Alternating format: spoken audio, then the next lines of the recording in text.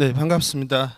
이렇게 또 어려운 상황 가운데 이렇게 만나 뵙게 돼서 참 감사하고 아까 찬양하고 기도하면서도 참 눈물이 많이 나려고 했습니다. 이번 목회 다음에 관한 우리들의 고민이라는 제목으로 목회자분들을 모시고 이렇게 세미나를 참 몇 달 동안 준비해 왔는데요. 함께 수고해 주신 TF팀 목사님들, 전도사님들께 감사드리고요.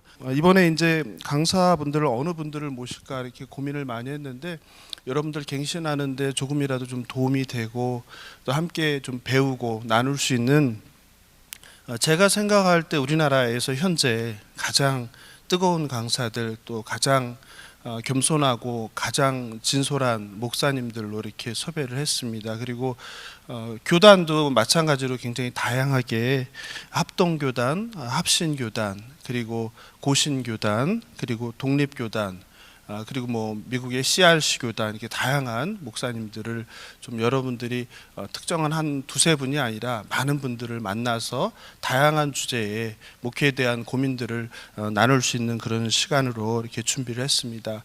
아무쪼록 어려운 상황 가운데 이렇게 3일 동안 귀한 시간을 내주셨는데 이 시간을 통해서 좀 목회자 여러분들 위로받으시고 또 많은 것들을 얻고 생각하고 그래서 교회 경신의 현장에서 누구보다도 수고하고 참 눈물 많은 시간들 보내실 텐데 힘내셨으면 좋겠습니다.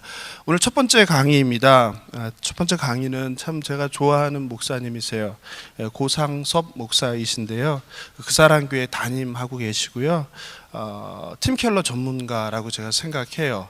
대부분이 자칭인데 이분은 타칭입니다. 그래서 오늘 좀 그래도 이 시대 가운데 우리가 도시에서 목회를 하는데 팀 켈러 목사님의 복음과 통합적 사역 뭐 보시면 내용이 굉장히 많은데요. 강의로 다 담아낼 수는 없을 것이고 나눠주신 책자를 통해서 목사님께서 사랑하는 마음으로 많이 준비해 주셨어요. 그래서 좀 많은 것들을 얻는 시간이 되면 좋겠고 사랑의 교회 국제제자훈련은 또 출신이시기도 합니다. 우리 고상섭 목사님 뜨거운 박수로 모시겠습니다.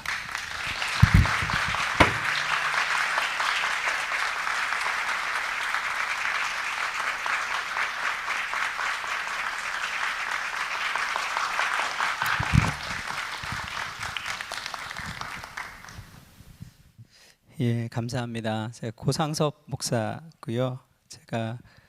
저는 오카르 목사님 계실 때 그 국제제자훈련원에서 사역을 처음 시작했습니다. 그리고 지금 개척을 해서 3, 40대 젊은이들이 좀 같이 모여 있고요. 그래서 그사랑교회라고 개척을 해서 지금 사역을 하고 있습니다. 팀켈러 목사님에게 좀 관심이 갔던 것은 오늘날 복음을 어떻게 하면 좀 효과적으로 잘 전달할 수 있을까 이런 고민들이 있어서 제가 팀켈러 목사님을 좀 공부하기 시작했고 공부하면서 참 많은 유익을 누렸는데 오늘 강의를 들으시고 또 팀켈러 목사님들 책들을 보시거나 또 하실 때 좀 도움이 되시면 좋겠습니다.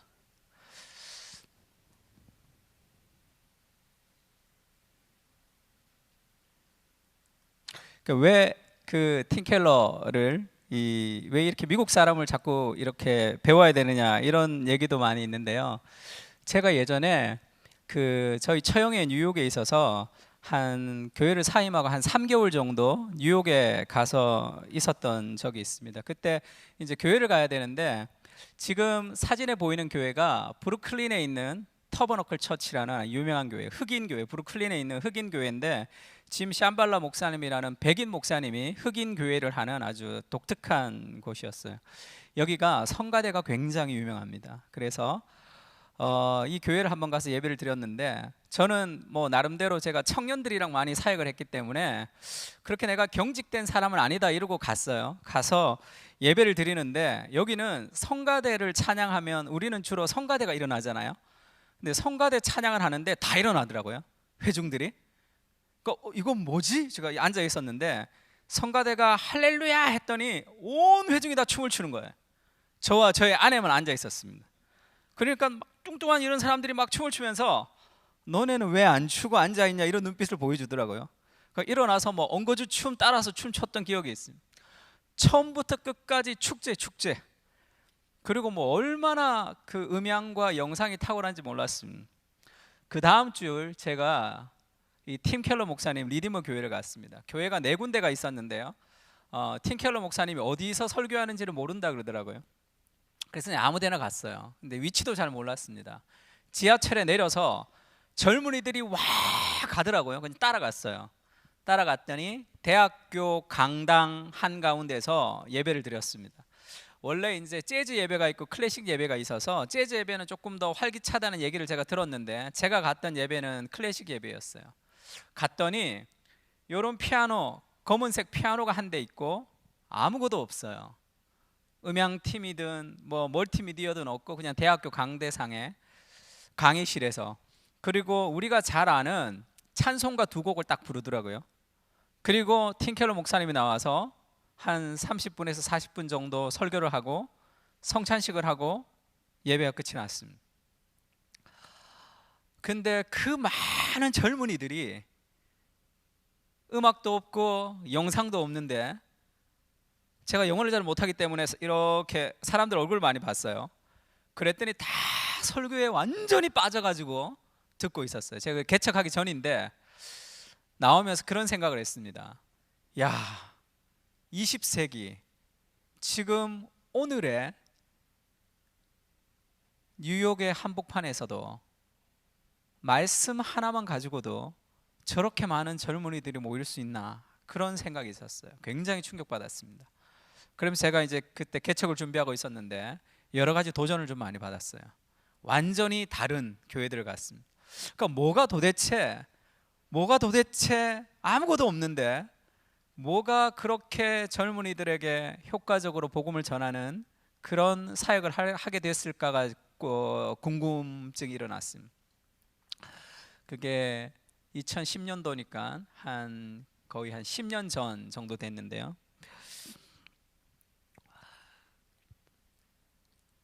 이 교회는 한 60% 이상이 새신자라는 얘기를 들었습니다. 그러니까 새로운 사람들이 계속 와서 복음을 듣고 변화되는 그런 역동이 있다는 거죠. 굉장히 궁금해졌습니다. 팀 켈러의 복음이 굉장히 강점이 있는데, 오늘은 제가 복음의 내용에 대해서는 다른 곳에서도 많이 들을 수도 있고 우리가 좀 볼 수 있으니까 그것을 어떻게 전달하는 과정에 대해서 좀 같이 좀 나눴으면 하는 마음들이 있습니다. 설교학에서 설교학의 획을 그었던 책 중에 하나가 존 스토트 목사님이 썼던 현대교회와 설교라는 책인데요. 원래 제목이 Between Two Worlds예요. 두 세계죠. 두 세계 사이에, 그게 설교자라는 거죠. 원래는 저 책이 나오기 전까지 설교학에서 설교는 성경을 해석하는 거였습니다. 그래서 성경을 어떻게 해석하는지에 대한 주해에 관심이 많았어요. 근데 저 책이 나오고 성경의 세계도 있지만 현실의 세계, 이 성경의 세계를 어떻게 현실의 세계에 잘 연결하는지에 대한 그 주제가 대두가 되기 시작했죠. 그래서 우리가 성경만 알아서는 안 되고 사람에 대해서 그리고 세상에 대해서도 잘 알아야지 다리를 놓을 수 있구나라는 어떤 계기가 되었던 책입니다. 그러니까 팀 켈러 목사님은 거기에 강점이 있는 거죠. 물론 복음도 탁월하지만 그 복음을 어떻게 전달하는 데에 대한 전달의 방식이 굉장히 탁월합니다. 그래서 팀 켈러 목사님의 설교를 한마디로 표현하면 마음에 닿도록 설교하라. 그래서 Preaching to the Heart라는, 지금 TGC 홈페이지에 가면 Preaching to the Heart라는 그 팀 켈러 목사님의 세미나가 한 5분짜리 영상으로 몇 개가 지금 나와 있습니다. 다 나오진 않은데 그게 팀 켈러 목사님의 복음의 굉장히 중요한 하나의 주제죠. 마음에 닿도록 설교하라는 거예요. 이 마음이라는 것이 그 사도행전에도 보면 베드로가 성령이 임하고 오순절에 설교를 했더니 사람들이 그렇게 얘기하죠. 그들이 이 말을 듣고 마음에 찔려서 베드로와 다른 사도들에게 물어 말합니다. 형제들아, 우리가 어찌할꼬. 회개의 역사가 일어나죠. 마음에 찔렸다 이렇게 얘기합니다. 성경에서 마음은 지금 우리가 생각할 때 주로 마음 하면 현대인들은 마음을 그냥 감정이라고 생각해요.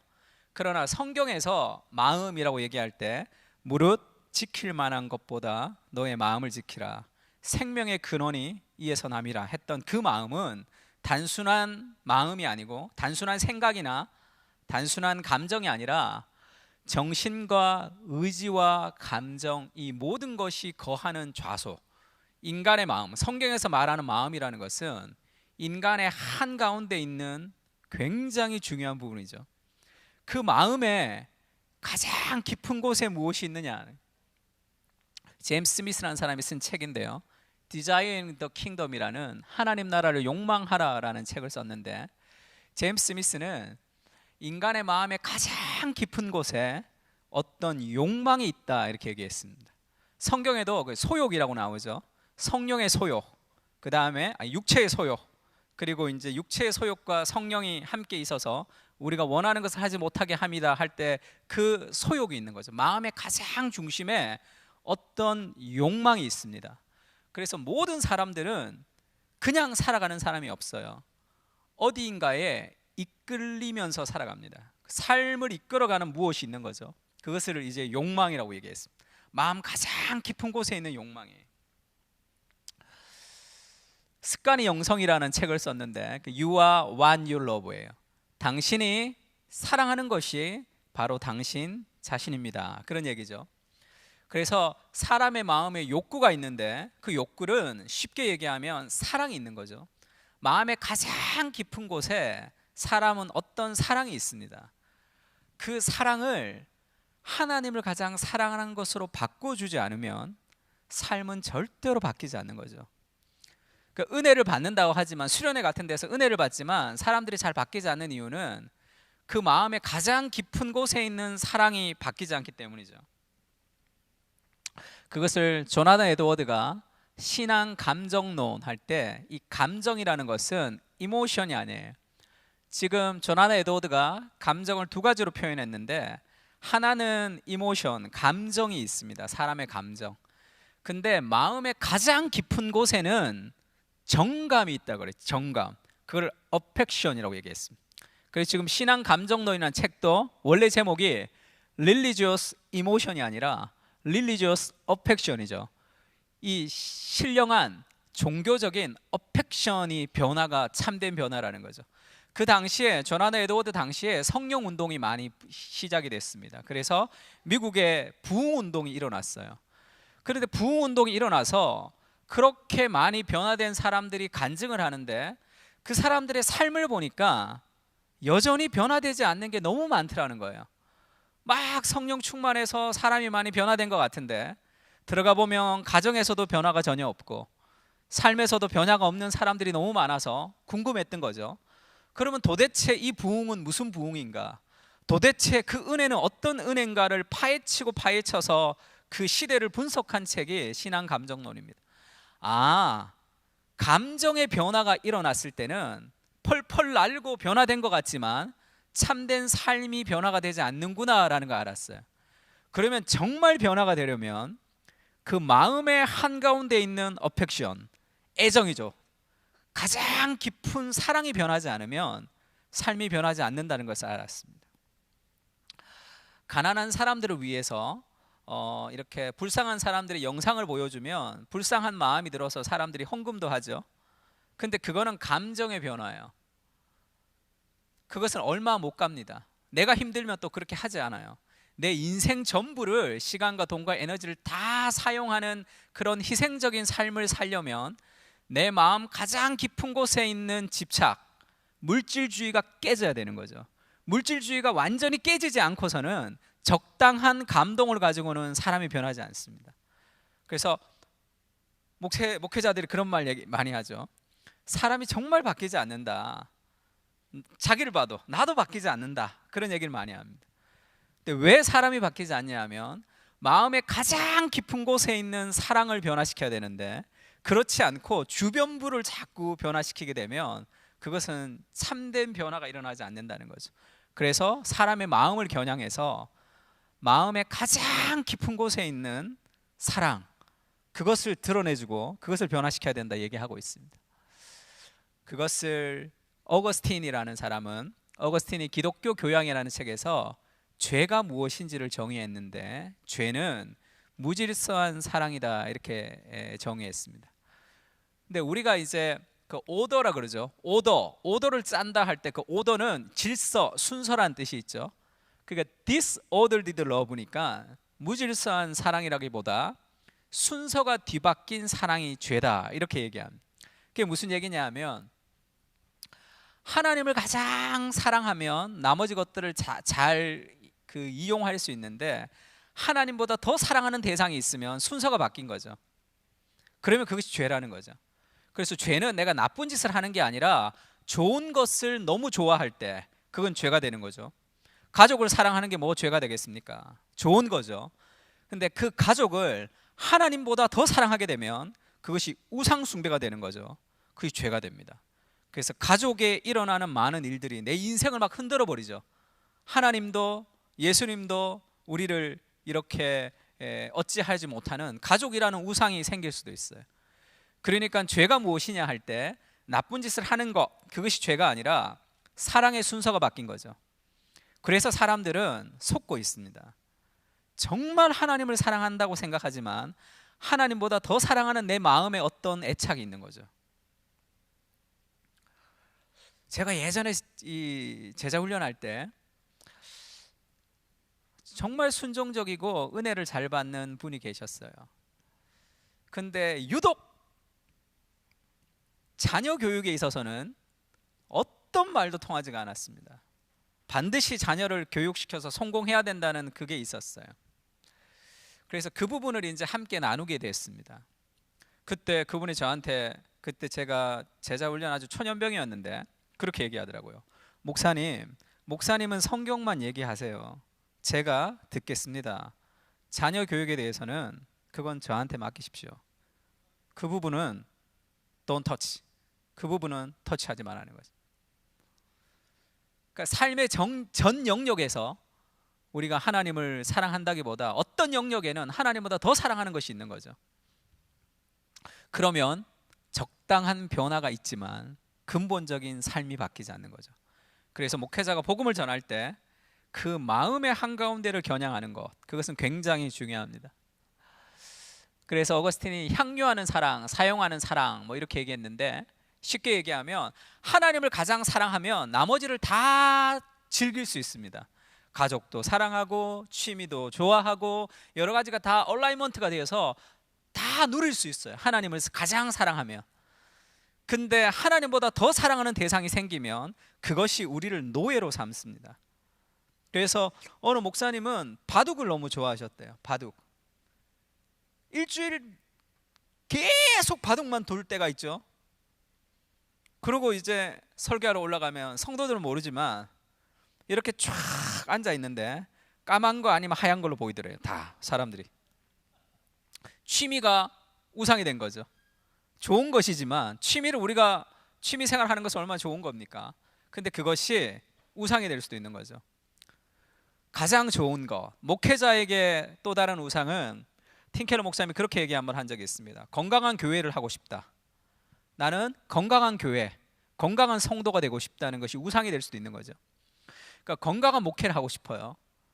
그래서 건강한 목회를 하고 싶은데 교회가 별로 안 건강해져요. 그러면 두 가지, 가장 두드러지는 두 가지는, 첫 번째 자기 정죄가 있겠죠. 그래, 나는 개척이 아니야. 나 같은 게 뭘 개척을 해가지고 그렇게 자기 정죄. 남들은 잘도 하던데 왜 나는 못할까? 두 번째는 자기 정죄가 아니면 다른 사람을 향한 정죄죠. 저 인간들은 왜 이렇게 바뀌지 않을까? 세 번째는 건강하게 목회를 하지 못하게 하는 환경에 대한 두려움이 있습니다.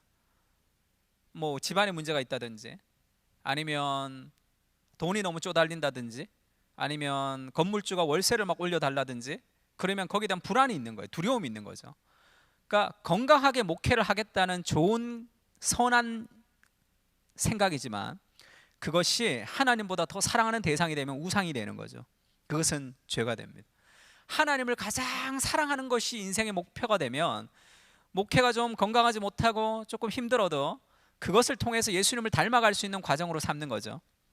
게리 토마스가 쓴 책 중에 사랑과 행복 그 이상의 결혼 이야기라는 책이 있습니다. 그런 얘기가 있어요. 행복을 결혼의 목적으로 삼으면 반드시 불행해질 수밖에 없다는 거예요. 왜냐하면 행복하지 못한 일들이 많죠. 감정적으로 행복하지 못한 일이 너무 많으니까. 거룩을 목표로 둬야지 행복은 따라오는 것이다 이렇게 얘기했습니다. 힘들 때, 어려울 때, 그리고 여러 가지 마음에 안 들 때, 원수 같을 때, 그때도 우리가 거룩해질 수 있는 과정으로 예수님을 닮아갈 수 있는 거죠. 행복하지 못한 결혼 생활이지만 거룩을 따라갈 때 행복은 따라오는 것이다 그런 얘기를 했습니다. 하나님을 가장 사랑하는 것을 순서를 두면 나머지를 다 즐길 수 있는 거죠.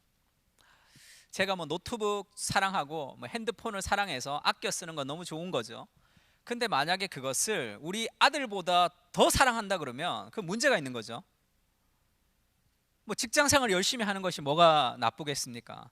그것을 우리 아내보다 자기 가족보다 더 소중하게 생각하면 그러면 문제가 있는 거죠.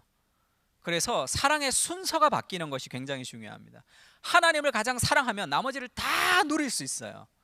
그러나 하나님보다 더 사랑하는 대상이 있으면 그것은 우리를 노예로 삼습니다.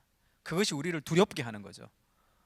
그러면 내가 하나님보다 더 사랑하는 마음의 가장 깊은 소원이 무엇인지를 알려면 여러 가지 리스트가 있는데, 흔히 그것을 아는 두 가지 질문이 있다면, 첫 번째는 아무 생각 없이 집에 가만히 있을 때 내가 주로 어떤 생각을 많이 하는지를 떠올리면 돼요. 그러면 그것이 내 인생을 이끌어가는 삶의 드라이브입니다. 두 번째는 내가 간절하게 기도하는 기도의 제목을 좀 살펴볼 필요가 있어요. 이거 없으면 안 돼, 하나님 이거를 꼭 이루어 주십시오라고 얘기하는 그 간절한 기도의 제목이 하나님을 사랑하는 것보다 더 간절한 기도의 제목이 있다면 그것이 우상이 될 수도 있겠죠. 그래서 사랑의 순서를 바꿔주는 것 굉장히 중요합니다. 요한복음 14장 21절 이런 말씀이 있죠. 우리 같이 한번 읽어볼까요? 시작. 나의 계명을 지키는 자라야 나를 사랑하는 자니 나를 사랑하는 자는 내 아버지께 사랑을 받을 것이요 나도 그를 사랑하여 그에게 나를 나타내리라. 나의 계명을 가지고 지키는 자야지 나를 사랑하는 자니 나를 사랑하는 자는 내 아버지께 사랑을 받을 것이요 나도 그를 사랑하여 그에게 나를 나타내리라. 이런 말씀이 있습니다.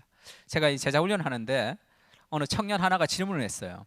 목사님, 나의 계명을 가지고 지켜야지 하나님을 꼭 사랑하는 겁니까? 이렇게 물었어요. 그렇지, 이렇게 대답하니까 저는요 하나님 사랑하는데 계명을 못 지킬 때가 많거든요 이렇게 얘기했어요. 성경을 보면 나의 계명을 가지고 지켜야 사랑한다고 얘기하는데 저는 사랑하는데 계명을 못 지킬 때가 많은데 그거는 뭡니까? 그래, 우리가 하나님을 사랑하지만 못 지킬 때가 많지, 그러니까 앞으로 요한복음 4장 14장 21절은 건너뛰고 읽도록 해라 이렇게 대답할 수는 없잖아요. 그렇죠, 우리는 하나님을 사랑하죠. 하나님을 사랑하지만 하나님의 말씀을 지키지 못할 때가 있습니다. 왜 그런가 하면 하나님을 사랑하는데 그 순간에는 더 사랑하는 것이 있는 거죠. 이스라엘은 한 번도 하나님 버린 적이 없습니다. 한 번도 하나님을 다 버린 적이 없어요. 가장 심각했던 아합 시대에도 하나님을 완전히 버리지는 않았어요. 그럼 뭐가 문제죠? 하나님도 섬기고 다른 것도 섬긴 거죠. 나 외에 다른 신은 내게 일지 말지어다, 그 일계명을 완전히 없애버린 거죠. 사람의 마음에도 마찬가지입니다. 우리의 마음에도 인간은 늘 하나님보다 더 사랑하는 대상들이 늘 생기게 되는 거죠. 그것을 깨닫고 드러내지 못하면 진정한 변화가 이루어지지 않는 거죠.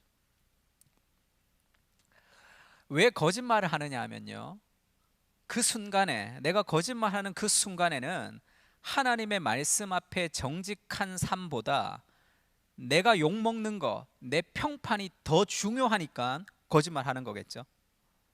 솔직하게 얘기하면 나의 위신이 떨어지기 때문에 하나님의 말씀에 순종하는 것보다 내가 더 소중할 때 사람은 하나님의 말씀을 거부할 때가 있습니다. 하와도 하나님 사랑했죠. 하나님 사랑했지만 그 순간에 하나님보다 더 사랑하는 대상이 생긴 거죠. 우리는 하나님을 사랑한다고 생각하지만 하나님보다 더 사랑하는 삶의 대상들이 있습니다. 제가 제자훈련 3권 할 때 숙제를 내줄 때가 있는데요, 저희 청년들이 좀 많으니까 갑자기 숙제를 내줘요. 생활 숙제. 크레디트 카드 영수증 3개월치를 다 뽑아가지고 묵상하고 기록해서 이제 숙제를 제출하는 게 있습니다. 하나님을 사랑하는데요, 뭐 저는 하나님을 위해서 사는데요, 다 필요 없어요. 크레디트 카드 영수증을 쫙 뽑아서 항목 하나하나를 기도하면서 묵상해 보라, 이렇게 얘기합니다. 내가 무엇을 사랑하는지 거기에 다 나와 있어요. 거기에 다 나와 있습니다. 정말 사람은 가장 사랑하는 곳에 시간과 돈과 에너지를 사용하게 돼 있어요. 만약에 누군가 저 사람이 나를 사랑하는지 안 사랑하는지, 우리 청년들이 있나, 뭐 다 너무 다 청년들 같이 생기셔서 제가 한 가지만 보면 되죠. 그가 나를 위해서 시간과 돈과 에너지를 사용하는지 사용하지 않는지. 사용하지 않으면 그것은 사랑이 아닙니다. 그리스도께서 우리를 사랑하신지 우리가 어떻게 압니까? 자기의 목숨을 우리를 위해서 희생하기를 기뻐하시는 거죠. 너무너무 힘든 일이지만, 너무너무 고통스러운 일이지만 그것을 예수님은 기뻐하셨죠. 그래서 마틴 루터가 갈라디아서 주석을 쓰면서 그리스도의 십자가를 한마디로 표현했는데 delight라고 표현했어요. 기쁨이죠. 그 고통스러운 십자가를 대신 지는 기쁨이 있었기 때문에 그 지는 거죠. 저는 먹는 걸 너무 좋아했어요. 지금도 먹는 걸 좋아합니다. 저희 아내랑 연애할 때 늘 내가 더 먹었던 것 같아요. 내가 막 먹으면 우리 아내가 이렇게 더 먹으라고 주죠, 연애할 때. 근데 아들이 생겼는데 우리 아들이 잘 음식을 잘 안 먹었어요. 잘 이렇게 밥을 잘 안 먹었습니다. 그러다가 어느 날 어디 가서 뭘 먹을 때 갑자기 잘 먹을 때가 있죠. 그러면 내가 먹어야 될 분량을, 야, 이거를 더 먹으라고 주죠. 그러면서 애가 막 맛있게 먹으면 이 부모가 그걸 엄청 기쁘게 생각하죠. 왜 내 거를 뺏기는데 왜 기쁘게 생각하죠? 나보다 더 사랑하는 대상이 있을 때 삶은 자기를 부인할 수 있기 때문에 그렇습니다. 아, 나를 부인하고 싶어요. 자기를 부인해야 돼. 아무리 기도해도 부인이 안 돼. 더 자기에게 집중할 수밖에 없습니다.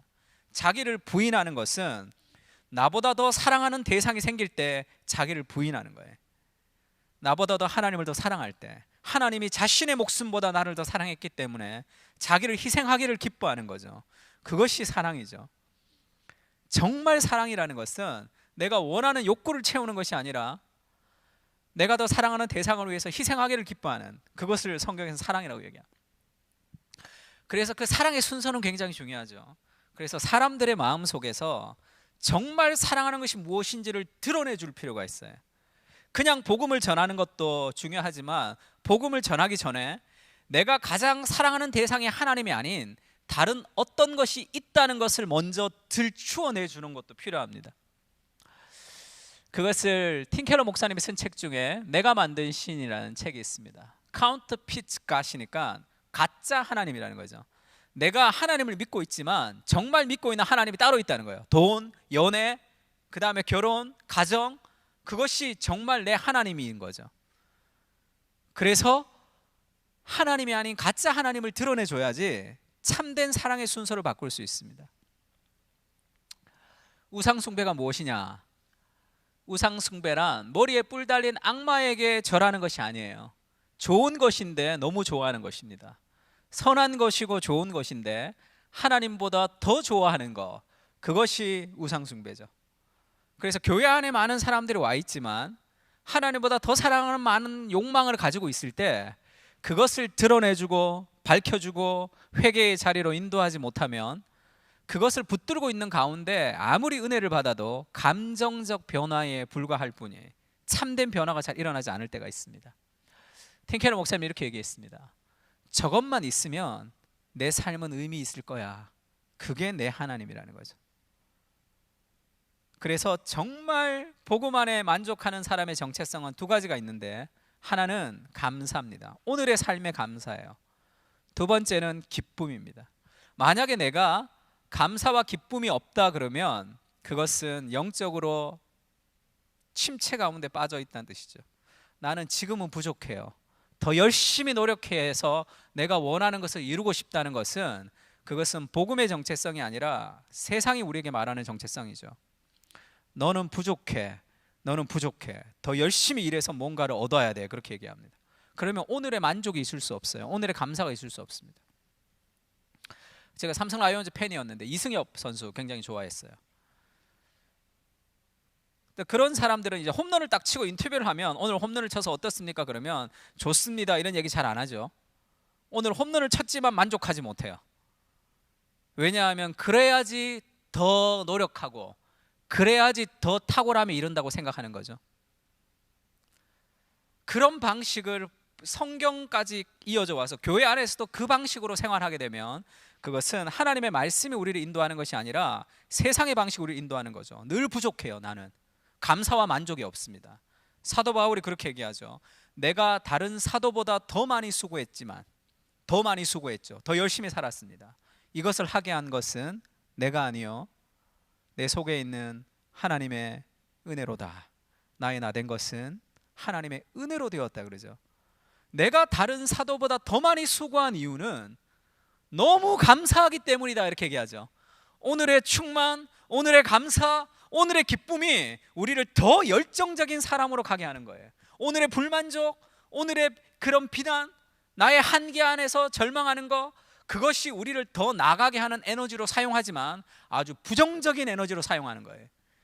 그래서 굉장히 나는 더 노력해야 돼, 더 노력해야 돼 해서 자수성가했던 사람들은 대부분 좀 잘 못하는 사람에 대한 분노가 있습니다. 왜 못해? 이렇게 얘기하죠. 야, 밥만 먹고 공부만 하는데 왜 그래 못해? 이렇게 얘기하죠. 그것이 자기 의로 성취한 사람들의 삶의 교만이죠. 은혜가 우리를 더 일하게 하는 거죠. 저것만 있으면 내 삶에 의미가 있을 거야. 그것이 우리 삶의 우상이에요. 오늘 내 삶에 그것이 없어도 하나님이 나와 함께 하시는 것으로 인한 만족과 감사가 있어야지 삶은 안정감 가운데 살아갈 수 있습니다.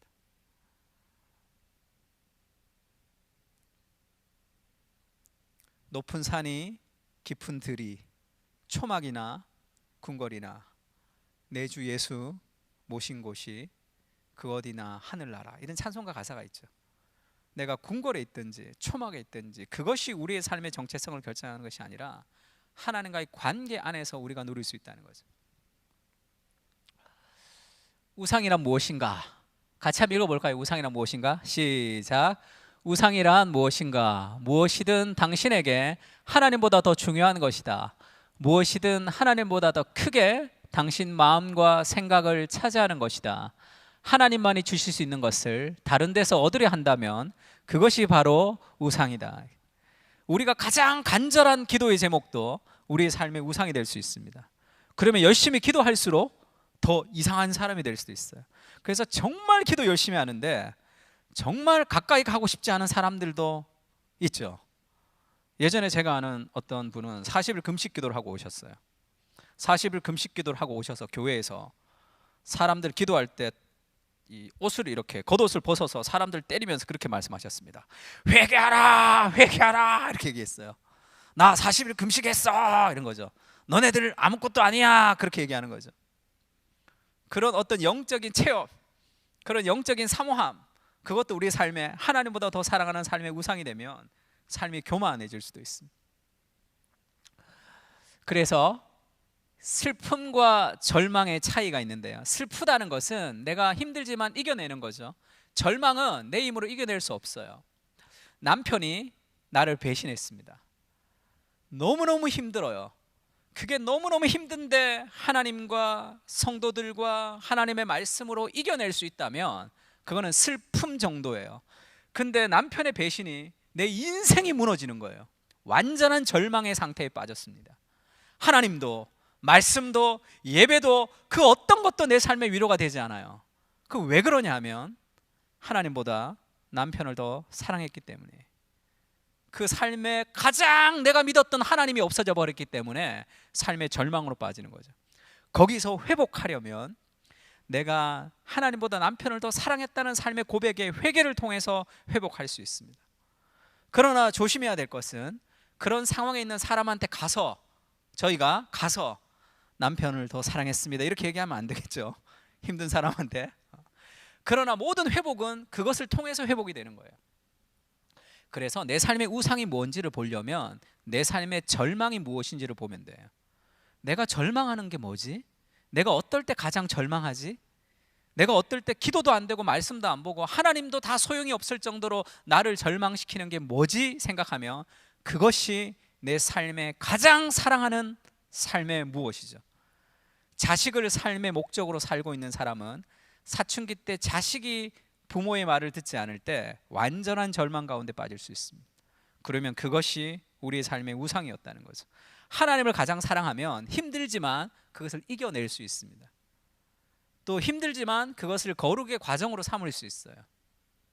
그러나 하나님보다 더 사랑하는 대상은 우리를 노예로 삼습니다. 우리를 절망시키는 거죠.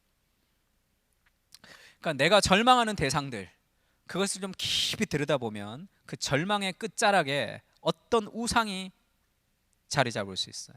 우리 그 여성분들은 안정감이라는 우상을 가지고 있는 사람도 많습니다. 무언가 이 안정이 깨지면 견딜 수가 없어요. 그러면 하나님 앞에 모험해야 될 때 모험할 수가 없습니다. 본토 친척 아버지 집을 떠나 이러면 안 돼요 막 그렇게 얘기한다고. 안정감. 우리 남자분들 형제들은 통제의 욕구를 갖고 있는 사람도 있어요. 뭐든지 내가 통제하지 않으면 안 되는 사람이 있어요. 다 통제해야 돼. 내가 다 알아야 돼. 그러면 뭔가 통제되지 않은 환경이 굉장히 불안합니다.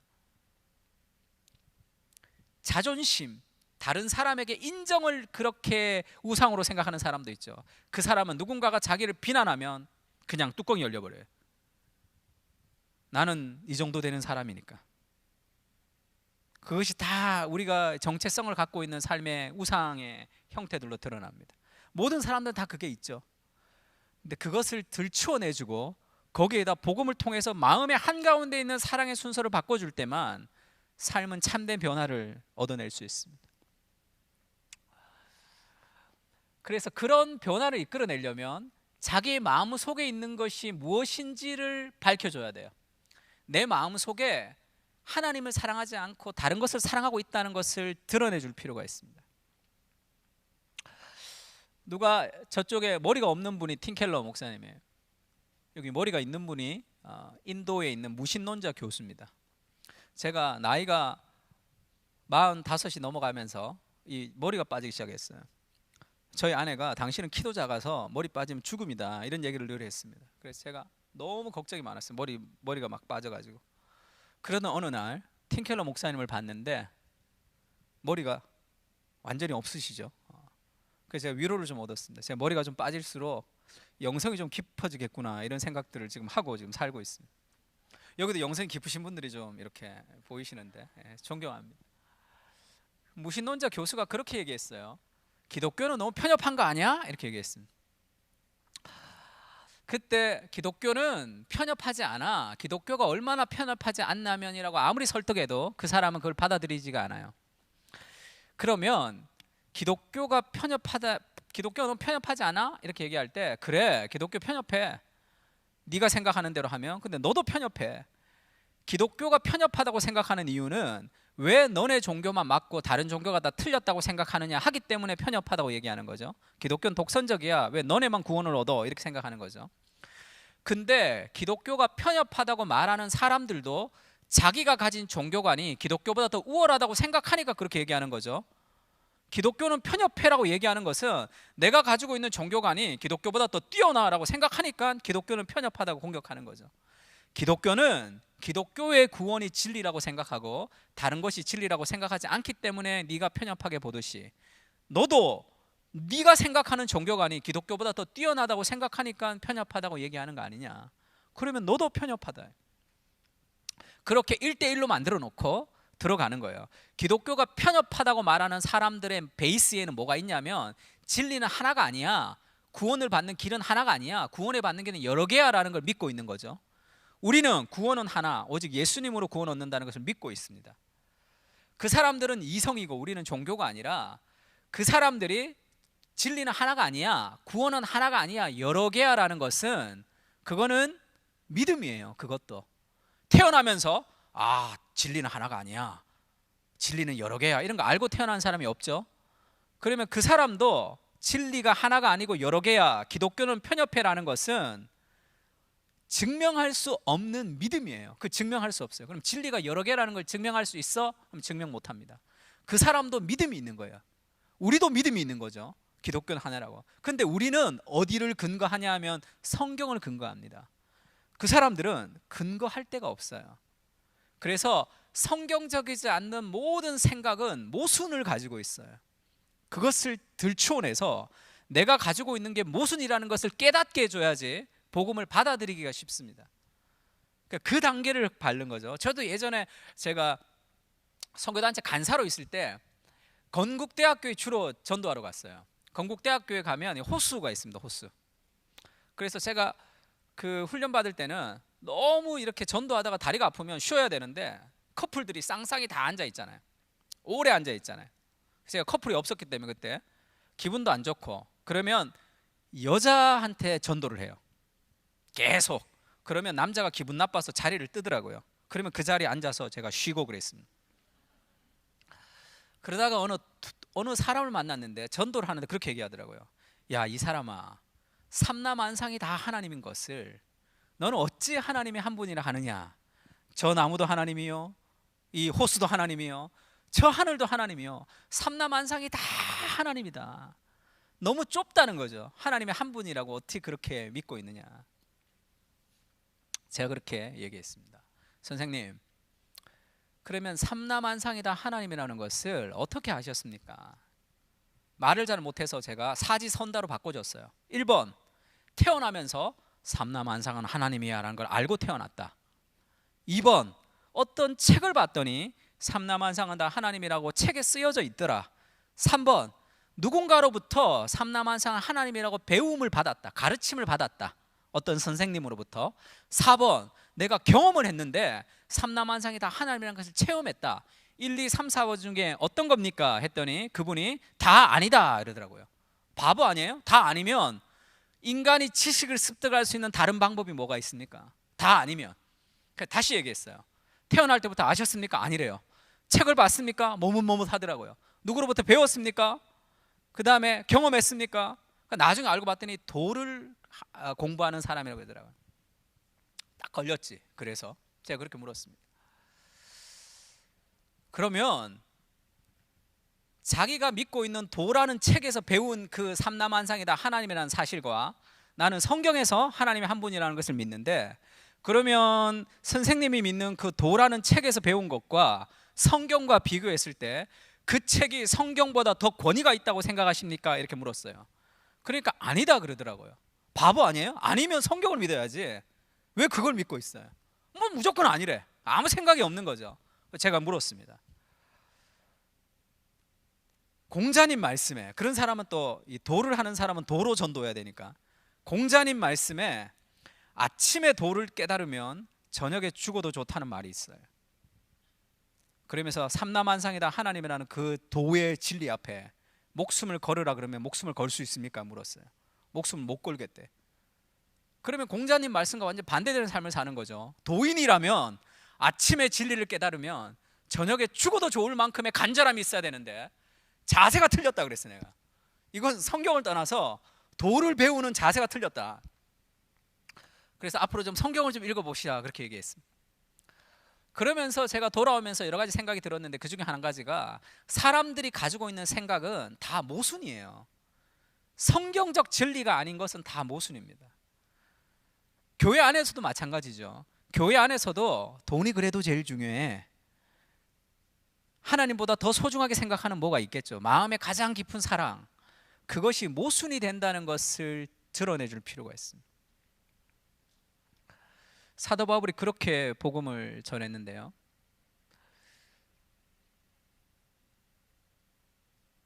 헬라인들은 지혜를 찾고 유대인들은 능력을 찾습니다. 표적을 찾는 거죠. 십자가는 미련하게 보이지만 십자가가 참된 지혜요 참된 능력이다 이렇게 얘기했어요. 이게 무슨 얘기냐면, 어떤 사람은 돈을 찾고 어떤 사람은 연애를 우상으로 찾습니다. 그 찾는 것이 잘못된 것은 아니에요. 하지만 돈을 성공을 하면 내가 정말 돈을 통해서 궁극적으로 얻고 싶었던 무엇이 있죠. 내가 돈을 버는 이유가 단지 돈 많이 벌기 위해서가 아니라 돈을 통해서 궁극적으로 내가 원했던 내 삶이 있단 말이에요. 가장 깊은 행복이 있죠. 그러나 그것은 돈을 통해서 오는 것이 아니죠. 그러니까 당신이 돈을 추구하는 거, 당신이 연애를 추구하는 거, 당신이 추구하는 것 추구는 좋은 것이다. 그러나 돈을, 성경에서 하나님이 돈을 주고 당신에게 성공을 주고 당신에게 연애를 주지는 않을 수도 있지만 돈을 통해서 궁극적으로 찾고 싶었던 그것이 복음 안에 있다고 보여주는 거죠. 우리는 다른 사람이 인정이 없어도 하나님 앞에 선한 일을 할 수 있습니다. 왜냐하면 복음이 우리를 완전한 인정으로 우리를 사랑하기 때문이죠. 나의 행위에 관계없이 끝없는 사랑으로 하나님 나를 사랑하시기 때문에 그 완전한 안정감이 있죠. 그 안정감이 우리를 다른 사람의 인정이 없어도 우리가 그 일을 계속하게 하는 힘으로 작용하는 거죠. 그러나 하나님보다 사람들의 인정을 더 갈구하게 되면, 인정이 없으면 그 일을 하고 싶지 않은 그런 상황에 빠지게 됩니다. 그래서 결국 성경을 믿을 때 성경을 믿는 것이 가장 말이 되는 거예요.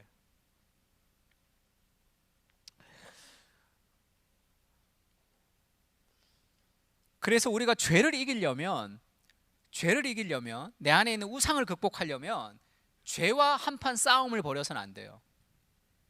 저는 청년들을 많이 상대했기 때문에 청년의 때의 정욕, 성욕 그런 걸로 힘들어하는 청년들을 많이 만났습니다.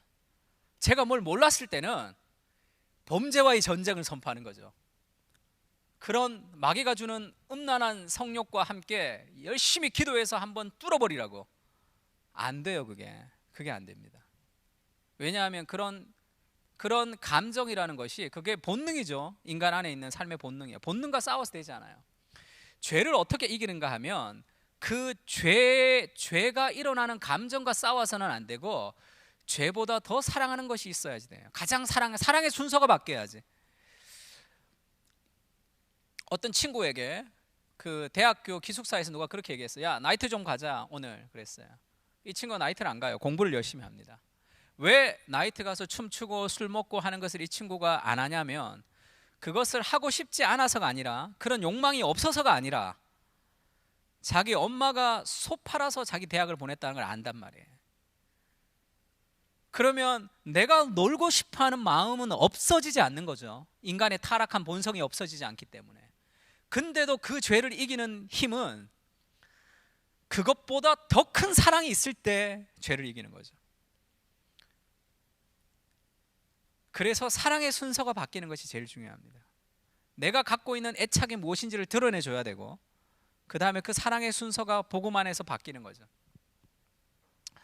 마이클 존 큐직이라는 사람이 쓴 하나님을 탐닉하라라는 책이 있는데요. 이게 Searching for God이에요. 원래 제목이. 근데 이거 뭐 같아 보이세요? 그림이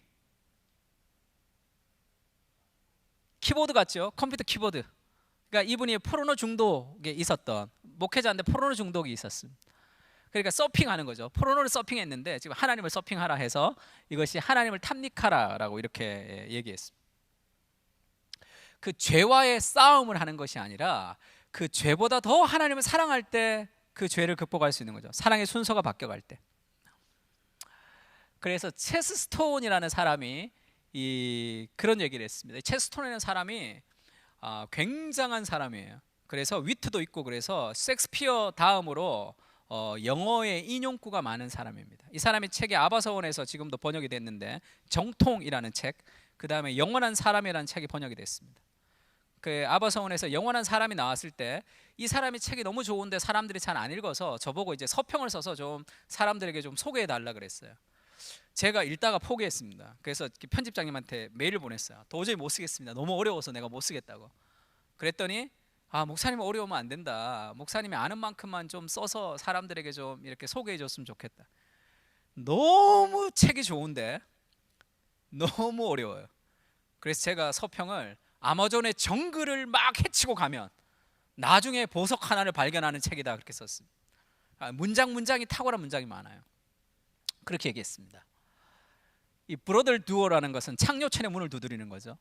창녀촌의 문을 두드리는 모든 사람들은 하나님의 문을 두드리는 것이다 이렇게 얘기했어요. 술집의 문을 두드리는 모든 사람들은 천국의 문을 두드리는 거예요. 알코올, 마약, 성, 이런 많은 것을 찾는 사람이 천국의 문을 두드린다 이렇게 얘기했습니다. 제가 이것을 잘 이해하지 못할 때는 저는 여기에 있고 하나님이 저기 계세요. 그런데 하나님께 가야 되는데 술과 마약과 알코올로 자꾸 이쪽으로 간다고 생각했어요. 이쪽으로 가면 안 돼, 이쪽으로 가면 안 돼 라고 계속 기도하고 정죄하고 자꾸 이쪽으로 가는 거예요. 그게 아니라 사람들이 술을 찾는 이유가 뭡니까? 사람들이 알코올을 찾고 마약을 찾고 그렇게 찾는 것은 지금의 삶에 만족이 없기 때문이에요. 공허하기 때문입니다. 무언가를 찾아 헤매는 거예요. 근데 그 방황이 언제 끝나죠? 하나님을 만날 때 끝이 나는 거죠. 그러니까 하나님이 저기 있고 술과 마약과 성이라는 것을 찾아 이쪽으로 가는 게 아니라 하나님을 막 찾고 있는 거예요 지금. 근데 중간에 멈춰 있는 거죠. 목이 마른데 탄산음료를 계속 마시는 거예요. 그러면 계속 목이 마른 거죠. 그래서 죄에 대한 갈망이 너무 큰 게 아니라 그 갈망이 너무 작은 거죠. 더 큰 갈망, 인간은 영혼을 사모하도록 지음을 받았기 때문에 성과 마약과 섹스 같은 것으로는 만족이 안 된단 말이에요. 참된 영원한 것들이 우리에게 와야지 하나님으로 만족할 때 이것을 끊을 수 있습니다. 그래서 존 파이퍼 목사님이 하나님을 기뻐하라라는 책을 썼는데 Desiring God이에요. 하나님을 갈망하는 거죠. 그러면서 자기를 크리스천 헤도니스트 이렇게 표현했습니다. 헤도니즘 하면 쾌락주의를 헤도니즘이라고 그래요. 제가 크리스찬 헤도니스트라 그런 것은 나는 기독교 쾌락주의자야 이렇게 얘기하는 거예요. 기독교는 쾌락의 종교라는 거죠. 그 쾌락의 가장 큰 쾌락, 인간의 가장 큰 기쁨, 그것은 하나님의 영광을 누릴 때 인간은 완전한 기쁨을 누리기 때문에 지금 다른 것들, 술과 마약과 성과 그런 것을 찾아 헤매는 것은 그것은 쾌락을 덜 좋아하는 거예요. 그 쾌락이 아니라 진정한 쾌락을 주는 거죠. 근데 기독교 쾌락주의자가 번역하면 이상하니까 기독교 희락주의자라고 번역했습니다. 책에는. 게리 토마스 책 중에도 플레이즈월이라는 책이 있어요. 그거를 이 번역자가 과감하게 쾌락이라는 책으로 번역했어요. 제목을 쾌락. 그러니까 기독교가 진정한 쾌락을 누리는, 우리는 진정하지 않는 쾌락에 빠져 있다는 거죠. 그래서 저는 그 책의 내용을 다 알지만 지하철에서는 못 보겠더라고요. 그거를 쾌락 이런 걸 펼치기가. 그러니까 더 큰 갈망, 하나님을 가장 사랑하면 죄를 이길 수 있습니다. 자기를 부인하는 것은 나를 부인해야지가 아니라 하나님을 가장 더 사랑할 때, 나보다 더 사랑하는 대상이 있을 때 사람은 자기를 부인하는 거예요. 언제 그걸 잠깐 느낄 수 있냐면 아이가 사춘기 전에 사춘기를 겪으면 또 죽이고 싶다 그러더라고요. 그래서 어느 목사님이 너무 자식이 키우기 힘들어서 큐티를 하는데 하나님이 아브라함에 그렇게 얘기하잖아요. 내 자식 이삭을 바치라 그랬더니 나에게도 바로 순종하고 싶다 그러더라고요. 바로 바칠 수 있다 이렇게 얘기하더라고요. 연애할 때도 그렇잖아요. 연애할 때 제 친구 한 사람은 노가다를 했어요. 한 달 동안 노가다에서 자기 그 여자친구 이 명품 백을 하나 사줬습니다. 그걸 너무 기뻐하는 거죠. 왜죠? 나보다 더 사랑하는 대상이 있으면 내가 힘든 것이 하나도 힘들지 않죠. 그것이 오래가지 않아서 문제지. 내가 한 달 동안 고생하는 게 그게 고생이 아니죠. 힘들지 않습니다. 그게 자기를 극복하는 거죠. 자기를 넘어서는 겁니다. 더 큰 사랑의 순서를 바꿔주는 거, 그것이 삶의 변화의 핵심입니다. C.S. 루이스가 그렇게 얘기했어요. 만약 현대인의 사고에 자기 자신을 행복을 추구하고 행복을 만끽하는 것이 나쁘다고 인식을 한다면 그것은 스토아 학파의 사상에서 스며든 것이지 기독교 신앙의 일부는 아니다. 복음서가 당당하게 약속하는 보상, 즉 엄청난 보상들을 생각하면 우리 주님은 우리의 갈망이 너무 강하기는커녕 너무 약하다고 말씀하실 것이다. 죄를 사랑하는 우리의 갈망이 너무 약하다는 거죠. 주님은 무한한 기쁨을 주신다고 해도 우리는 술과 섹스와 야망에만 집착하는 냉담한 피조물들이다. 마치 해변에서, 우리 같이 한번 읽을까요? 마치, 시작.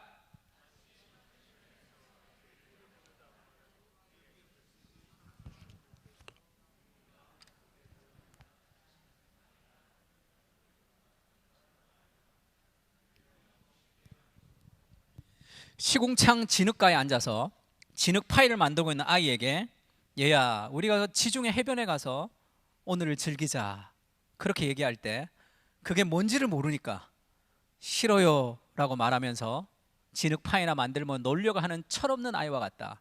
우리는 죄에 대한 갈망이 너무 큰 게 아니라 우리는 너무 쉽게 만족하는 거죠.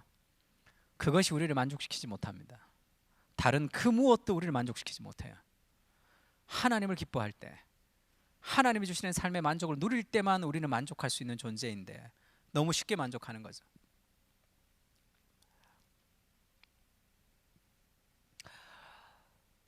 어느 목사님이 해변가에서 가족과 아이들과 아내와 행복한 시간을 보내고 있었대요. 근데 어느 남자가 망원 렌즈를 가지고 와서 막 계속 그 땡볕이 내려쬐는 그 태양 아래서 사진을 계속 찍고 있더래요. 땀을 뻘뻘 흘리면서. 그래서 왜 저러나 혼자 와서 그랬더니 저쪽 바다 건너편이 누드 비치였어요. 막 벌거벗은 사람들 사진을 막 찍고 있는 거죠. 그러면서 그렇게 얘기했습니다. 같은 해변에 있지만 사랑하는 가족과 사랑하는 아내와 사랑하는 자녀와 그렇게 건강하게 시간을 보내는 사람이 있고 그에게도 기쁨은 기쁨이겠죠. 막 망원 렌즈를 가지고 찰칵찰칵 하면서 어두운 방구석에 혼자 처박혀서 그것을 현상하면서 혼자 누리는 기쁨이 있겠죠. 어떤 것이 진정한 기쁨이냐 그렇게 묻는 거죠. 그렇게 혼자 숨어서 그것이 쾌락일 수 있지만 그것은 삶의 진정한 만족을 줄 수 없는 쾌락이죠. 그 아름다운 해변에서 하나님 주신 그 아름다운 자연에서 함께 사랑하는 가족들과 누리는 그 기쁨, 그 건강한 기쁨이 그것을 추구하는 기쁨보다 훨씬 더 건강한 기쁨이죠. 그것에 만족할 때 다른 것을 만족하지 않습니다. 나보다 더 큰 사랑이 있을 때 그때 우리가 원하는 것을 하지 않을 수 있는 거죠. 그래서 나의 계명을 가지고 지키는 자야지 나를 사랑하는 자입니다. 내가 계명을 지키면 사랑하는 것이 아니라 하나님을 더 사랑해서 자연스럽게 계명을 지켜지는 거죠. 존 켈빈이 기독교 강요에서 그렇게 얘기했습니다.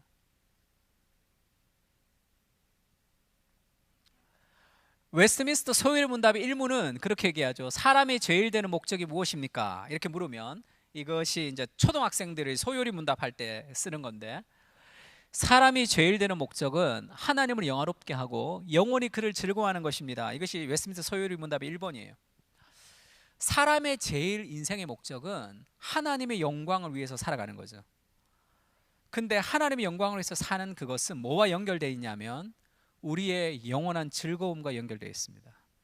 우리가 가장 기쁨을 누리는 것, 우리 인생에 다른 것이 다 필요 없을 정도의 그런 완전한 만족을 누리는 것, 그것은 하나님의 영광 안에 있는 거죠. 다른 것을 그 영광을 대처하기 시작하면 그것은 우상에 불과해요. 절대 그렇게 되지 못합니다. 성도들의 삶에 마음을 파고들어 그가 가장 사랑하는 것이 무엇인지를 들추어내야 되고 그리고 그 다음에 복음의 가장 영광스러움을 선포할 때 그때 가장 사랑하는 대상이 바뀌는 거죠. 그것이 우리의 삶의 절망으로부터 우리를 구원하기도 하고 우리의 삶의 교만으로부터 우리를 구원하기도 하는 거죠. 그래서 존 켈빈이 기독교 강요에서 이렇게 얘기했습니다. 경건이라는 것은 하나님을 경외하는 것과 하나님을 사랑하는 것의 균형을 이루는 것인데요, 그 경건한 사람의 특징을 이렇게 얘기했어요. 지옥이 없을지라도 하나님의 말씀에 순종해요. 왜냐하면 하나님의 마음을 아프게 하고 싶지 않기 때문입니다. 왜 죄를 짓지 않죠? 죄를 지으면 그 죄가부터 오는 고통을 생각하면 그것은 율법주의자로 끝날 수밖에 없어요. 아, 내가 목사인데 이런 일을 하면 안 되지. 나는 거룩해야지. 그러면 너 걸려서 넘어지는 경우가 많습니다. 자기가 뭔가 거룩한 척. 우리도 연약한 존재죠. 늘 죄인입니다. 언제 넘어질지 모르는 그런 연약한 인생이에요. 그러나 죄를 짓지 않고 살아가는 이유는 한 가지죠. 하나님의 마음을 아프게 하고 싶지 않은 것. 그것이 죄를 이기는 가장 강력한 삶의 동기죠. 그래서 회개라는 것은 내가 죄를 지었기 때문에 당하는 아픔, 그게 아니에요. 그래서 어떤 사람들은 죄를 짓고 나서 그렇게 얘기합니다. 하나님이 나를 회개하게 해서 나는 이제 그 죄로부터 다 용서를 받았다. 그거 다 가짜 회개. 예전에 지미 스와가드라는 미국의 텔레비전 이벤젤리스트가 있었습니다. 심각한 범죄를 통해서 그가 감옥에 갔어요. 감옥에 갔다가 나오면서 얼마나 설교를 잘했는지, 감옥에 갔다가 나오면서 했던 유명한 설교 I have a sin이라는 그런 유명한 설교가 있어요.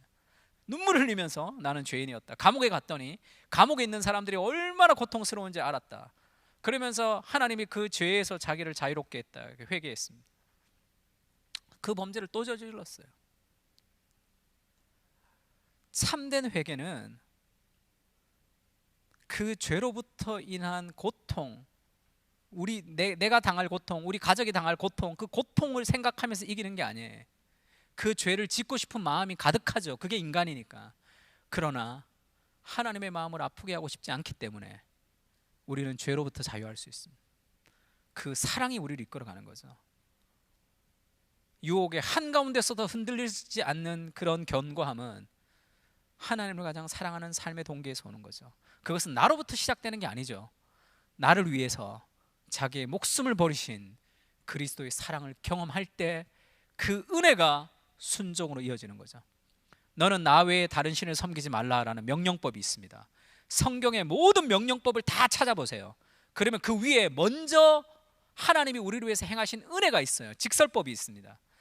나 외에 다른 신을 섬기지 마라. 그러면 그걸 안 섬겨야지 축복을 받고 섬기면 저주를 받는 것이 아니라 먼저 뭐가 있어요. 나는 너희를 애굽 땅 종되었던 곳에서 인도하신 나 여호와니 내가 너희를 위해서 희생하는 희생이 있습니다. 하나님 우리를 위해서 먼저 베푸신 사랑이 있어요. 우리의 순종은 순종을 통해서 뭔가를 얻어내는 것이 아니라 하나님의 사랑에 대한 반응에 불과합니다. 하나님의 은혜에 대한 반응이에요. 하나님의 감사에 대한 반응으로서의 순종이기 때문에 우리의 순종은 교만하게 하지 않습니다.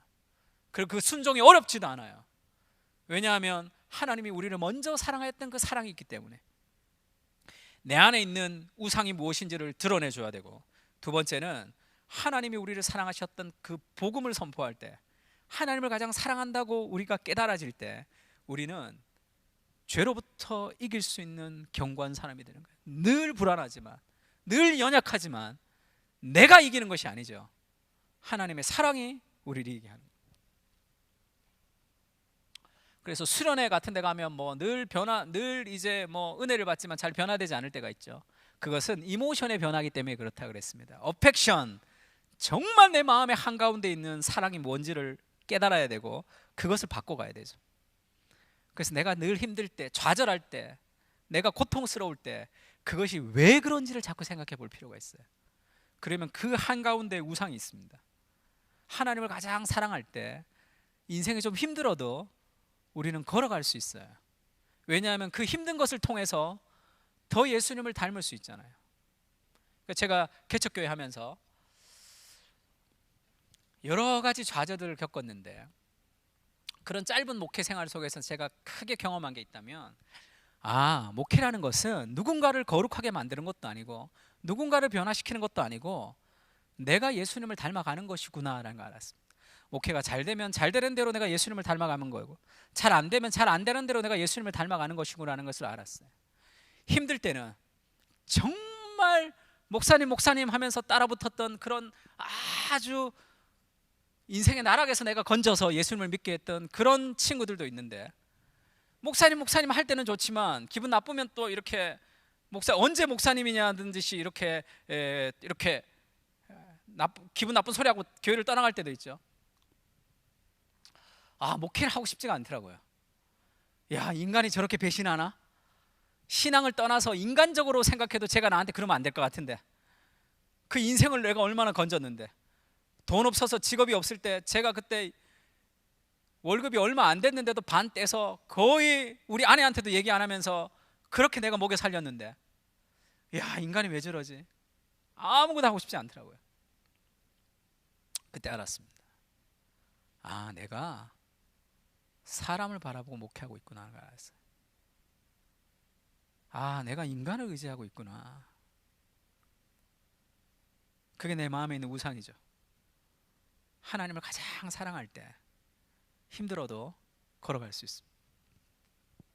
그 어펙션이죠. 어펙션도 이모션으로, 감정으로 가득하지만 감정과 동일하지는 않습니다. 사람의 마음에 가장 깊은 사랑, 그 어펙션은 어떤 대상의 아름다움과 탁월함을 감지할 때 흘러나오는 거예요. 노력을 통해서 흘러나오는 것이 아니라 어떤 대상의 아름다움과 탁월함을 감지할 때 그게 그리스도의 영광을 선포하는 거죠. 하나님의 아름다움과 하나님의 성품의 그 하나님의 사랑을 느낄 때 그때 우리 마음의 어펙션의 변화가 일어나는 거예요. 하나님을 가장 사랑하십시오 한다고 사랑하지 않잖아요. 죄로부터 떠나십시오 한다고 죄로부터 떠나지지는 않잖아요. 그러나 설교를 통해서, 가르침을 통해서, 목회를 통해서 하나님의 사랑을 딱 경험을 하게 되면 그 어펙션으로부터 흘러나오는 이 정감의 변화가 일어납니다. 그러기 위해서는 복음을 설교, 그리스도를 설교하는 게 중요한데, 오늘은 그 복음을 어떻게 설교하는가 보다 그것을 어떻게 전달하는가에 대해서만 조금 얘기를 하고 싶어서 마지막으로 이 결론을 좀 얘기하고 좀 마칠까 합니다. 그러면 그리스도를 설교를 하긴 하는데 사람들이 그리스도께서 나를 사랑하시고 나를 위해서 십자가에 못 박혀 돌아가셨다는 것을 어떻게 생생하게 경험하느냐는 거죠. 설교자의 삶을 통해서 전달됩니다. 같은 설교라도 똑같은 말을 해도 그것이 제대로 전달되는 설교자가 있고 그렇지 않은 사람이 있죠. 그래서 복음을 전할 때 중요한 세 가지가 있는데, 첫 번째는 텍스트, 성경 말씀을 중요하죠. 성경이 무엇을 얘기하는지를 연구해야 됩니다. 또 중요한 것이 컨텍스트, 상황을 얘기해야 되죠. 그 사람들에게 적용해야 되는 상황. 그래서 아까도 설교는 두 세계 사이에 다리를 놓는 것이라 성경의 세계와 이 상황의 세계에 다리를 놓는 겁니다. 근데 더 중요한 게 한 가지가 있어요. 사람들이 성경을 잘 해석하고 상황을 잘 해석해서 복음을 전하면 될 줄 알지만 더 중요한 게 한 가지가 있는데, 그것이 서브 텍스트라는 설교자의 정서예요. 하나님이 당신을 사랑하십니다라고 설교하는 설교자가 매정해요. 그러면 사람들은 하나님의 사랑을 잘 느끼지 못합니다. 특별한 경우는 느낄 수도 있죠. 성령께서 강력하게 역사하시면 느낄 때도 있지만 그렇게 느끼지 않을 확률이 많습니다. 그래서 텍스트도 중요하고 컨텍스트도 중요하지만 더욱 중요한 것은 설교자의 내면이에요. 설교자가 어떤 정서를 가지고 얘기하는지. 설교자가 무리를 보고 불쌍히 여기시는 하나님의 심령이 통과되면, 아, 하나님이 우리를 불쌍히 여기시는 것을 사람들이 느끼겠죠. 그런데 설교자의 마음속에 성도들이 무식해서 이것도 모르냐라는 마음을 가지고 있으면 아무리 하나님의 긍휼을 얘기해도 그것이 이상하게 부정적인 것으로 사람들에게 꽂힐 확률들도 많습니다. 그래서 설교자의 마음속에 내부 강화의 마음이 있을 때가 있어요. 그러면 아무리 아름다운 설교를 해도 그렇게 들립니다. 우리 정말 대단하지 않나요? 이런 얘기를 주로 해요. 소속감을 증진시키죠. 제가 아는 자매가 이제 교회를 알아보러 이제 서울에 와서, 그래서 내가 어느 교회가 좋다 그래서 그 교회를 한번 가봤대요. 근데 저한테 와서 그렇게 고백했습니다. 목사님, 저는 그 교회 안 다니겠습니다. 그러니까 왜 그러냐? 그 목사님의 설교 중에 우리 교회가 몇 번 나온지 아십니까? 하나님, 예수님은 한 번도 안 나오고 우리 교회는 특별한 교회라는 것이 엄청나게 많이 대두되려는 거죠. 왜 자꾸 그렇게 얘기하죠? 우리 너무 특별하다는 것을 강조하면서 내부의 소속감을 강하게 하는 거죠. 우리는 다른 교회와는 다른 교회다. 그런 목회자의 정서에는 다른 사람을 향한 비판이 늘 있습니다. 다른 교회에 대한 비판이 있어요. 어떤 사람은 이렇게 설교를 했지만 나는 이렇게 설교한다, 이런 식으로 얘기를 많이 합니다. 굳이 그렇게 얘기하지 않아도 될 텐데. 왜죠? 내부 강화를 시키는 거죠. 탁월함. 그것은 하나님의 사랑을 설교하든 어떤 것을 설교하든지 성도들은 그걸 느끼게 되는 거죠. 우리는 특별해. 그것을 통해서 내부를 강화시키는 거죠. 영적 교만이 싹트는 교회가 될 수도 있습니다. 그리스도를 닮은 사람이 아니라 우쭐한 사람이 되게 만들죠. 이것이 내부 강화의 텍스트고요. 그 다음에 과시의 텍스트를, 정서를 갖고 있는 사람도 있습니다. 나 정말 대단하지 않나요? 그리스도가 아닌 자신에게 집중시키죠. 일종의 판매행위. 이런 분들은 설교를 막 성경적으로 하지만 주로 예를 들 때 무슨 예를 드냐면 자기가 잘한 예를 들어요. 내가 이렇게 힘들었는데 말씀 보고 기도해서 나 이렇게 잘했어, 이렇게. 너희도 훈련 받으면 이렇게 잘할 수 있어, 이렇게. 그래서 뭔가 영적으로 대단한 것처럼 기도를 많이 해서 이런 체험이 있어, 이런 식으로. 설교자가 자기가 잘 못했던 것들 얘기할 때 더 은혜 받는 걸 잘 몰라요. 예전에 조용기 목사님이 그렇게 한번 설교하시더라고요. 사랑의 교회 한번 오셨어요. 오카르 목사님이랑 강당 교류할 때 기도를 처음 시작할 때 기도를 처음 배웠대요. 엄청나게 기도했는데 시계를 보니까 5분이더래. 사람들이 다 웃고 난리 났습니다. 와, 나랑 똑같구나. 처음엔 다 나랑 똑같구나. 그래서 내가 그분 설교를 잘 하신다는 걸 처음 들었어요. 거기서 나 3시간 기도해, 너네 몇 시간 기도해, 그거는 어떤 위로도 되지 않아요. 목사님 직장생활 안 해서 그렇다, 그런 반발만 일어난단 말이에요.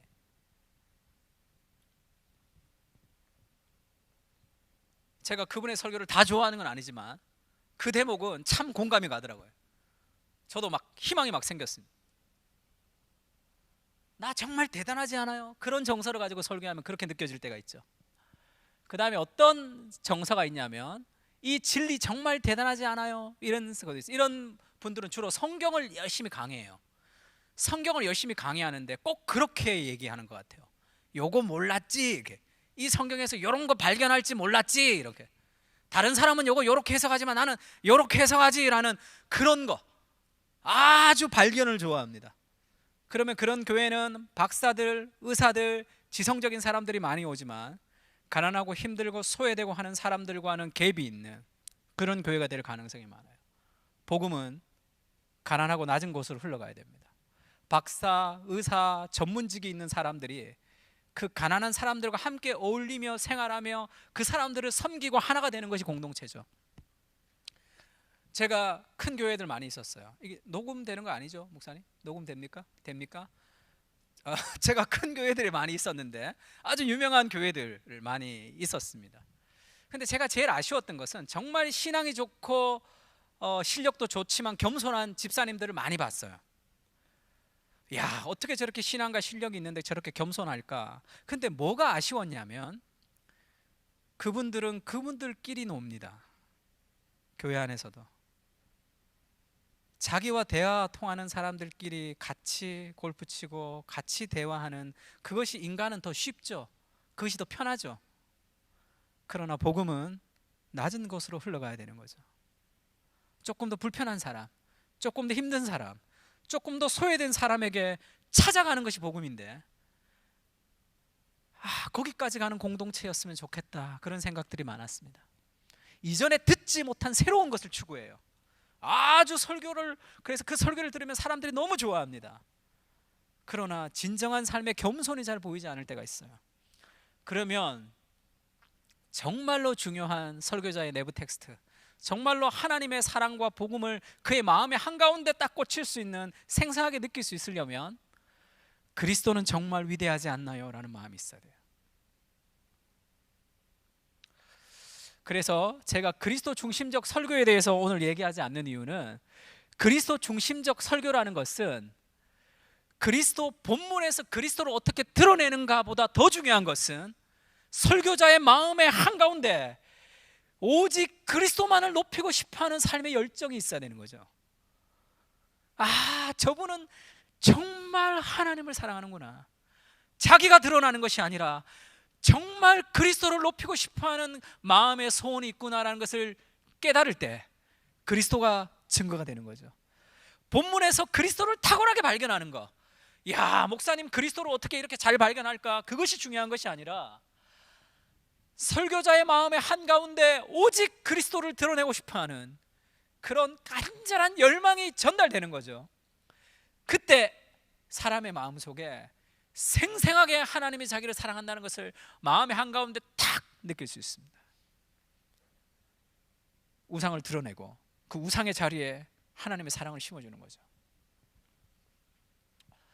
그래서 마지막으로 팀 켈러 목사님이 설교에서 그렇게 얘기했습니다. 정감 있는 설교에서 필요한 한 가지는 풍성한 개인기도 생활이다.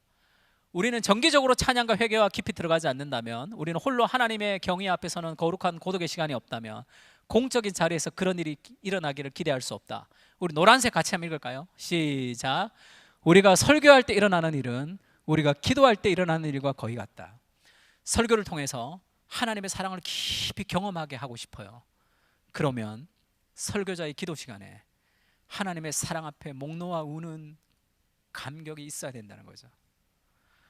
우리의 메시지를 통해서 설교 시간에 일어나는 그 일은 우리의 기도 시간에 우리의 마음을 먼저 뚫고 나가야 되는 거죠. 정말 그리스도의 영광 앞에 가장 하나님을 사랑하는 사람이 되고 싶다면 설교자의 마음의 기도 가운데 하나님만 사랑하는 삶의 처절한 고백과 회개가 있을 때 그 일들이 그렇게 일어날 수 있습니다. 오늘 두 가지 얘기를 했는데요. 사람들의 마음에 있는 우상을 드러내주는, 내가 가장 깊이 있는 사랑이 무엇인지 그것을 먼저 드러내주고, 두 번째는 그 드러냈던 그 자리에 하나님의 깊은 사랑으로 순서를 바꿔줄 때 그때 참된 복음의 변화가 일어나는 그런 일들이 있을 것 생각됩니다. 한번 기도할까요? 하나님 감사합니다. 팅켈러 목사님을 통해서 복음에 대해서 우리가 잠시 생각했습니다. 하나님보다 더 사랑하는 삶의 우상들을 무너뜨리고 하나님을 가장 사랑하는 우리가 될 수 있도록 인도해 주십시오. 예수님의 이름으로 기도합니다. 아멘.